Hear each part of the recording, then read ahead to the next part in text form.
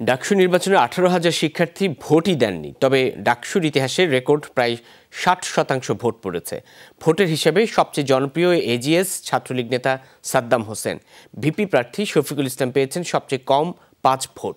নারীদের 3টি হলেই শীর্ষ পদে কোটা আন্দোলনকারীদের জয় জয়কার, আর ছাত্রদের হলে ভিপি জিএস পদে নিরঙ্কুশ জয় পেয়েছে ছাত্রলীগ। একটি পদেও জয়ের মুখ দেখেনি এক সময়ের জনপ্রিয় ছাত্রদলের কেউই। সুবিধা করতে পারেনি কোনো বাম ছাত্র সংগঠনও। 28 বছর পর ডাকসু ভোট লড়াই হলো ছাত্রলীগ ও কোটা আন্দোলনকারীদের মধ্যে। এই ভোটে একসময়ের দাপুটে সংগঠন ছাত্রদল, এমনকি ছাত্র ইউনিয়নের ভোটের হিসাব খুবই করুণ। গত বছর কোটা সংস্কার আন্দোলন করে আলোচনায় আসেন নুরুল হক নূর। তিনি তৈরি করলেন ইতিহাস। সাবেক ছাত্রলীগ নেতা হয়ে গেলেন ডাকসুর ভিপি। ভোটের অঙ্কে সবাইকে ছাড়িয়ে গেছেন ছাত্রলীগের বিশ্ববিদ্যালয় শাখার সাধারণ সম্পাদক সাদ্দাম হোসেন।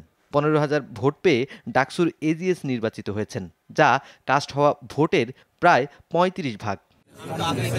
আইনের শিক্ষার্থী আক্তার হোসেন কোটা আন্দোলনের পাশাপাশি ঢাকা বিশ্ববিদ্যালয়ের ভর্তি পরীক্ষায় প্রশ্ন ফাঁস নিয়েও আন্দোলন করেন। তিনি একাই অনশন করে আলোচনায় আসেন। ডাকসুতে তিনি নির্বাচিত হয়েছেন সমাজসেবা সম্পাদক পদে।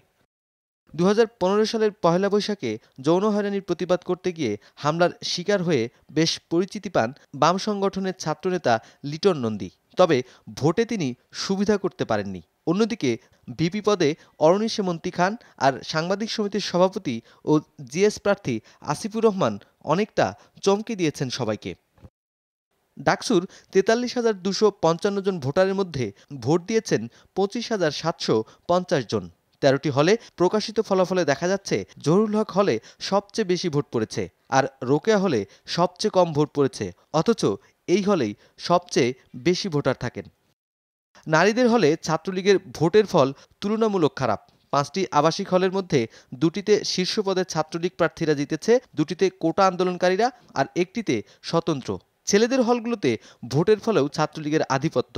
কোটা ও আওয়ামী লীগ বিদ্রোহীরা ভুগিয়েছে ছাত্রলীগকে।